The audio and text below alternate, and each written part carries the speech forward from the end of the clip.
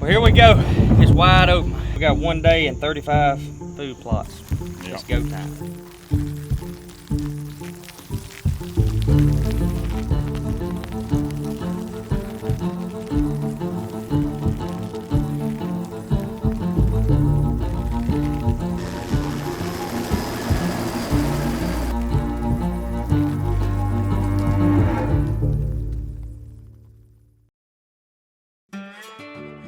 That's one thing I feel like I haven't done like here. Like that's one of my goals this fall is to pick plots big enough. Because lesson learned, I picked some small ones I was going to turn into clover, didn't work. You know, and so I want to pick some bigger fields and start establishing clover fields. I think that's one thing we haven't done good here. And there is a lot of we get into a lot of. Now it's a blank slate, we're starting over instead of giving some time and having green areas and that stay green and then having clean slates on other areas. But I think, I mean, there's so much to learn through all of this. And then, you know, of course, the minerals, we attacked that a couple years ago here, really trying to get minerals in January, February. Of course, now you saw a lot of those deer the first year, but now you're seeing the results 2 and 3 years in, where now they know those mineral sites there and lick and grow sites, and they're just everything takes time. But I think in today's world, we all grow up where you pull up TikTok, you pull up Instagram, and it's right now, and it's like land and food plots. There's certain projects that take time, and I think a lot of times we're our own worst enemies. We're not patient enough. 1,000,000%. So like, if you talk about, okay, we're managing a property, we're letting go these deer, we're doing this feed. Okay, so the does you're feeding right now that are having fawns right now in Mississippi, okay, if we're going to shoot them at 5 years old, we're talking about 6 years from today. Right. So if you're feeding that doe, her food she's eating right now is making her better fawn. Anybody knows anything about cattle? Higher the birth weight, better the cow most of the time. Okay, so so we're talking about 6 years, because year one he's 0. He's not, or he's half a year old. That's right. He's not 1 yet. So we're talking about 6 years till he's 5 years old. So I've seen it, you know, not as young as I used to be, but I've seen it. You know, you talking about, oh, I've been managing this place 20 years. You're in your 3rd deer cycle. Yeah. You know, you're not really, you know, 3rd or 4th deer cycle. You're not that far in. That's right. And so if you don't see any results in year 1 or 2, give it time.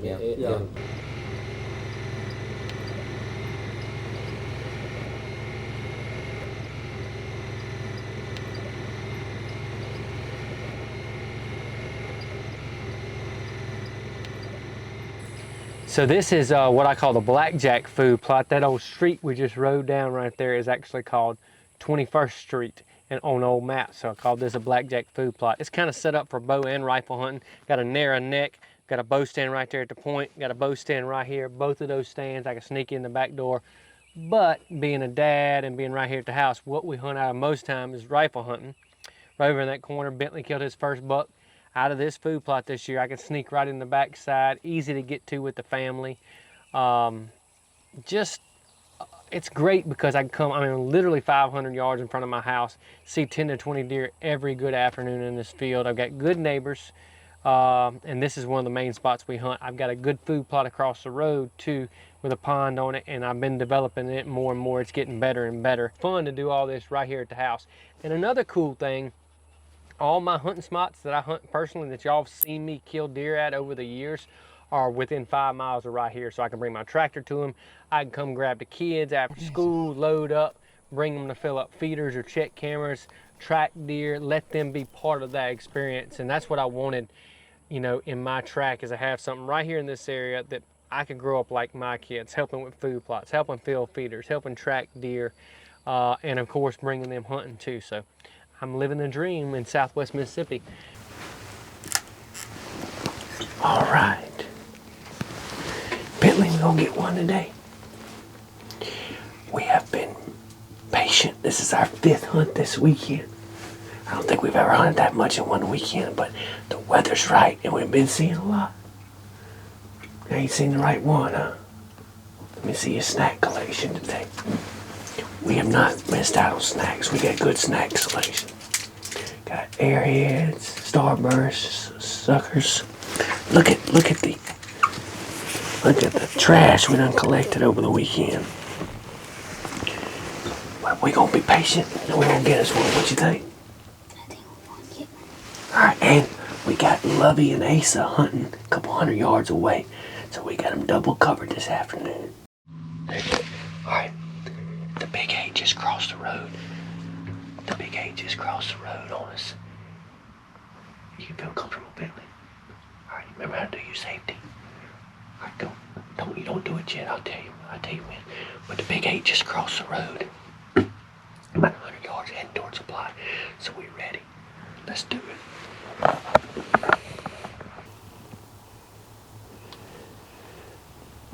We'll just wait down here. Wait till it goes down here. Get still, okay?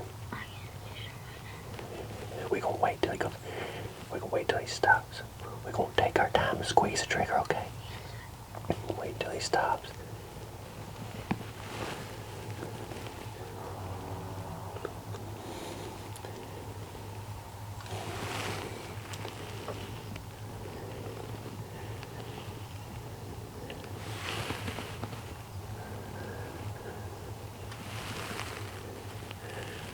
Remember, take your time, squeeze the trigger whenever he stops.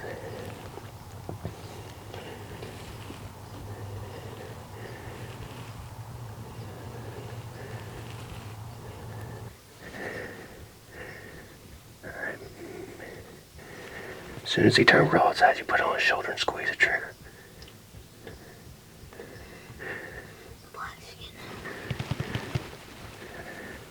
As soon as he turns broadside, okay?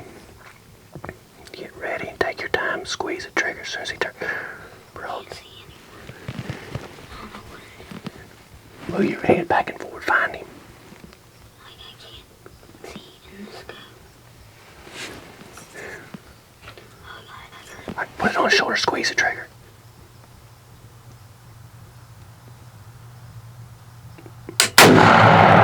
You got him, son. You got him, Billy. You got the giant, Billy. Buddy, the big one. The big one. Go pick him up, buddy. Go help him, Mesa. Let's see him pick his horns up. I'm telling you. I didn't know he was that big. I'm telling you. Go get back there with him, Mesa. Show him to me, Bentley. Push his nose down. Push him. Yeah, tilt him forward. Oh my goodness. What you think, Bentley? You big. Are you speechless? Count his points for him. Asa, help count his. He's so heavy.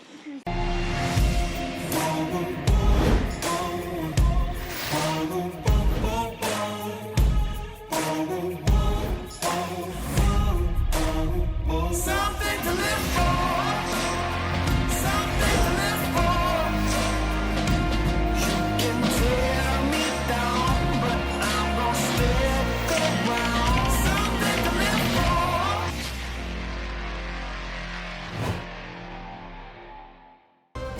To learn more and see additional content, make sure you follow Backwoods Premium Wildlife Products social media pages. And don't forget to subscribe to the YouTube channel. And that's really hard for a lot of landowners to wrap their mind around, because you're right, everybody wants it Yep. right now. Yep. Yeah, but that's But look your at management just the doesn't E- work that Yeah, way. look at the E3. I mean, Yeah. you're talking about a great place, you know, but y'all have taken step by step further and further, and it's just constantly getting better. So you've taken good and you made it great. That's right. But it's not a 18-month period. Yeah. No. No, it takes There has to years. be mouths fed. There has Yeah. to be mouths Mouths taken born, out. and mouths taken out. It's a big process, and then I think it goes back to not counting when you screw up. This was a flop. This was a flop. So 6 years isn't 6 years of being perfect. No. That's 6 No, years that's right. of screw up. 6 Yeah. years of messing up, and it just takes time. And I think that's one thing we all forget. You know, Yeah. we want it right. I mean, Yeah. when he calls you from the field, you know, probably all he needed to do was spray and give it another year. But it's like that gumming. I Yeah. want. Right. When I Yeah, drove up here exactly. today, it was supposed to be Yeah. lush. Yeah. It's not. Yeah. So, Well, and that I'm telling you, I tell everybody, if you want the best thing for your property for the least amount of money, there's no doubt. There's not a second, because bugs don't eat it. I mean, I could go through more reasons, and we got time to sit here and listen, but the clover, and I'm speaking to Ladino perennial clover. Yep. There's several blends of perennial clovers, okay? Ladino's a really good one. It's in all of our blends. You know, if you're really planting a ridgetop field that gets a lot of sunlight, a lot of heat, mix some chicory in it. It's not something we've talked about more. I don't use as much chicory in the Midwest. I use a ton of it down south. There is a little more of a spraying problem. You can't really spray 2,4-DB on it. But you can still mow and then spray clethodone, you know, and keep your clover maintained, keep the grasses out. But I'm telling you, a clover and chicory blend in the south, I mean, it's hard to beat from what you're getting out of it. And it's really, even though clover's a little bit expensive, it's really not that much more expensive than just regular wheat and rye oats and stuff like that. But you know, if you're planting your big 3 with it and you got a good stand of clover in there, you probably don't have to come back and fertilize it that second time. Right. So you probably save that little bit of extra money just right there. And if you are going to fertilize clover, don't go buy 13. Don't go, 0062 was a good number. Right. You know. You get a little bit of the middle number, but the a 0, 5, 6. You want that back number to be as high as you can. You don't need any nitrogen. No, exactly. So don't dump a bunch of nitrogen on the clover. We haven't hit on, you've heard it. We all had, our granddaddy's hunting, and it's passed down, and it's you hear, oh man, I'm gonna go plant wheat, or I'm gonna go plant a wheat oats, and they. You hear a lot of times like those blends, the price for marketing and all this stuff, but when you dive into looking at blends and how much acreage, how much you get out of it, when you really do the math, even big 3, it's wheat, oats, and rye. You go price big 3, which is 100 pounds to the acre, and then price a trophy acre. Trophy acre, by the time you plant if you plant 6 acres of big 3, and then you come in here and plant 6 acres of trophy acre will be cheaper. Yeah. And because it's the plant rates are so much better, the seeds are smaller, they're going further.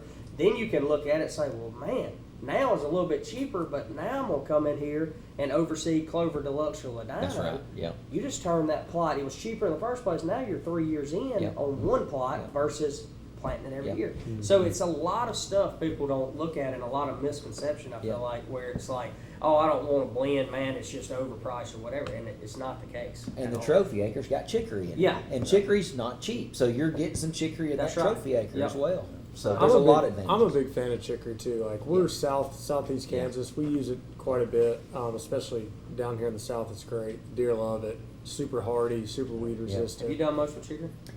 A little bit. No, I don't have an opinion one way or other on chicory. Look, the clover. You're not gonna pull in a good clover field. You almost can't pull into it without seeing deer, that speaks volumes. They'll lay in it. They love it. The thing, cool. You might correct me if I'm wrong. I'm thinking chicory grows like a 15-foot taproot, if I remember reading. Does that sound right? It's a very deep root to where it's. I don't know. Maybe. Anyways, I might be off a little bit, but it grows it's not a stolon where it's running, right? It grows a deep root down deep and let that chicory grow up. Moisture's not ever going to be a problem. Yeah, it's leafing out where it's holding moisture. That's why they mix it with clover and it does so well. Gotcha. Yeah.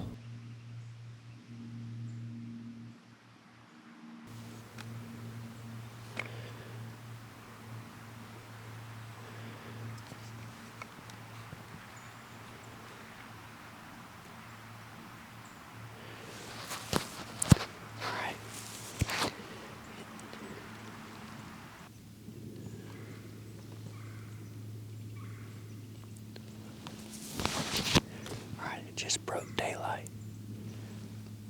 Had a little buck come through before filming light, but a deer just grunted 2 or 3 times out there about 75 yards in the thick stuff. I can't see. He grunting hard. Sounded like he was chasing. So we gonna get ready. They probably coming this way. Wind's perfect. We've got a southeast wind, and I'm in the oil bottom, and I'm in a different stand than I normally hunt just for this wind. I don't like the location as much as I do the other stand, but it gets me in the game. At least I'm here, and hopefully, if they're chasing around in here anywhere, and he'll be good. So we'll see.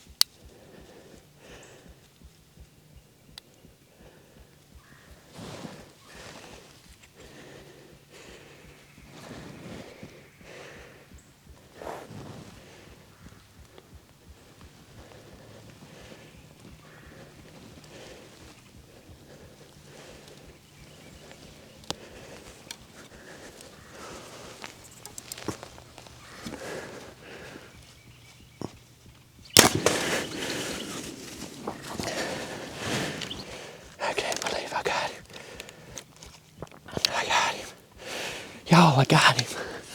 I got him. I don't know how good the footage was. But I saw him fall. Thank you, Lord. Thank you, Lord. Thank you, Lord. Oh, man. All season,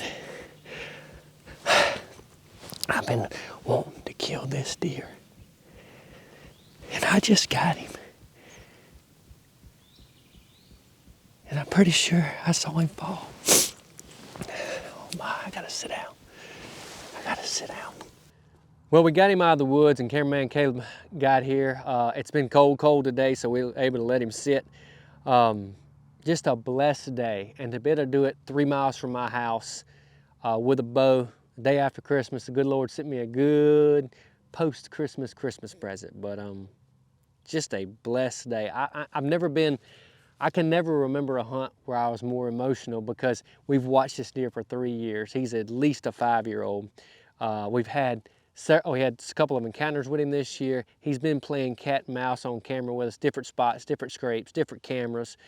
And to finally get him down and self-film, I ain't gonna lie, I was nervous as a cat on a tin roof. It was a blessed hunt, and you're not gonna find a happier hunter than the guy sitting behind this deer. I killed a 183 earlier this year, and this one right here at the house, it means more to me. The ones at home are special.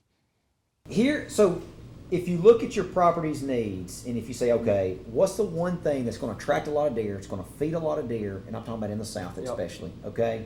Because I don't have bean fields, I don't have alfalfa fields, you know. Yeah. So what's going to attract a lot of deer, what's going to feed a lot of deer, and more importantly, what y'all just mentioned 10 minutes ago, what is really going to help a deer bulk up to get ready for the next spring growing and the fawns that are going to be dropped, okay? Mm-hmm. Nothing comes out quicker that I know of than clover in late February and early March in the South, okay? Now, here's what I really want everybody to pay attention to. Give that clover field some time to establish. Don't go in there and plant in the fall and then go back out next spring. And if it's some areas, because the soil is poor, it takes time. I've got one right now that I planted last fall. I broadcasted more in it back in the frost seeding season in March. And it still don't look great. Right. There's clover there, but it don't look good. But don't give up on it. But don't give up on it. And the last thing you do is don't let it all grow. Don't let it all grow up and then go in there and disc it. If you did let it grow up all summer, that's fine. Especially if it was a dry year, because those tall plants will hold some moisture in. You go in there and clip it in September. But what people do is they spend the money on the good blends that's got clover in it. They go out there and look, and they can't see nothing but grasses out the pickup truck. They don't go out there and walk and scout it and really look how much clover's in there, because. And I've probably been one of those guys in the past. If a clover seed is like a BB, if a clover leaf is like a BB in July and August, it's going to be bigger than a quarter as soon as the fall hits and you start getting water on it. Right. Because it shrivels down to nothing, right? Yeah. So, but what people do is they go out there and they scout it and they look, and they can see a little clover, but it just looks like it's 10%. And then they mow it and they disc it. Well, you're starting all over again. Yeah. So if you see clover out there and it's going to look dried up and no good, you get the water on it, it'll come back. You get a group like this to the table and just, honestly, there's stuff I've learned from you. Every single person. And I think it's very, I hope everybody receives the series very well, because it's a stripped down version, no egos, like we're all here to learn. And if by us learning creates better blends to bring better blends to the market, everybody wins. Yeah, for sure. It's been awesome.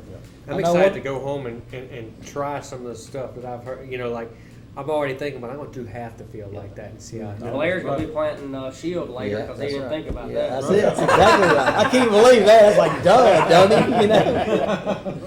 I know one thing based on them pictures on that wall. Chris pouring out my feed for me this fall.